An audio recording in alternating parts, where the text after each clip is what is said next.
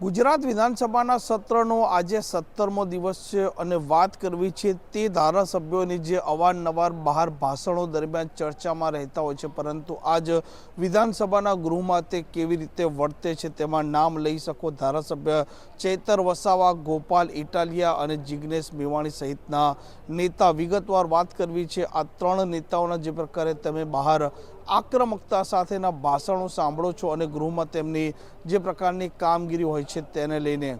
વૈષ્ણવજન તો તેને કહીએ જે પીડ પરાઈ જાનાને રે.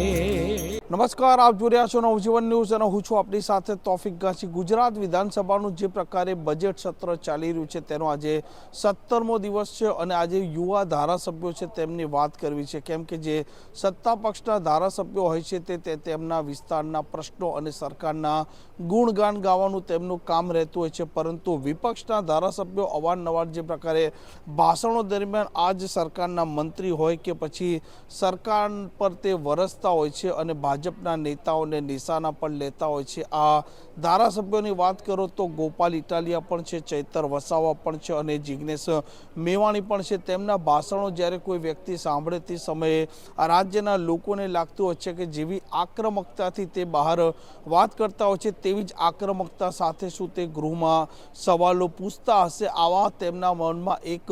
છાપ ઊભી થતી હોય છે. પરંતુ વિધાનસભાનું જે ગૃહ છે તેમાં જ્યારે કામગીરી ચાલતી હોય છે તે સમયે આ ધારાસભ્યોને હવે અંદાજ આવી ચૂક્યો છે કે બહાર ભાષણો કરવા તે અલગ વાત છે, સરકાર પર પ્રહાર કરવા તે તેમનું રાજકીય અવલોકન હોય, પરંતુ તેમના વિસ્તારના લોકોના જ્યારે તેમને કામ કરાવવા હોય તે સમયે વિધાનસભાના આ ગૃહમાં આ ફ્લોર પર તેમણે એક સંસદીય પ્રણાલી મુજબ સવાલો પૂછવા પડે છે અને તેમણે ચર્ચા દરમિયાન જે પ્રકારે ભાગ લેતા હોય છે તેમાં પણ હવે તે પદ્ધતિસરની વાત કરતા હોય છે, કેમ કે તેમને હવે અંદાજ આવી ચૂક્યો છે કે આક્રમકતા સાથે ભાષણો કરવાથી તેમના વિસ્તારના લોકોના ભલા નથી થતા અને આ ત્રણે ત્રણ ધારાસભ્યો હવે તે વાતનો પણ એકરાર કરે છે કે તે રાજકીય અવલોકન કરવા નથી માગતા, પરંતુ વિધાનસભાના ગૃહમાં આ ફ્લોર પર તેમના વિસ્તારના લોકોના જે પ્રશ્નો હોય તે પ્રશ્ન તે પૂછી રહ્યા છે અને સંબંધિત વિભાગના મંત્રી તેનો જવાબ પણ આપી રહ્યા છે અને અલગ અલગ જે પ્રકારે આ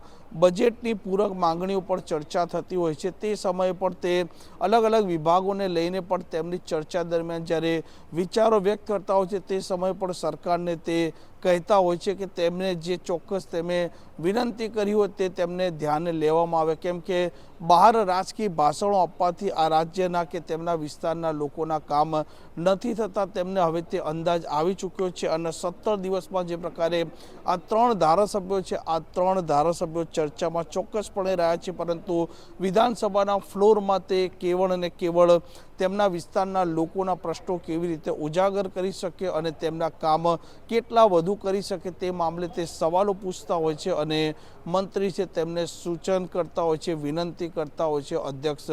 થકી. આ 17 દિવસમાં જે પ્રકારે વિધાનસભાની કામગીરી ચાલી તેની રૂપરેખાને લઈને આપ સાથે વાત કરી. તોફિક ગાંચી, નવજીવન ન્યૂઝ, ગાંધીનગર.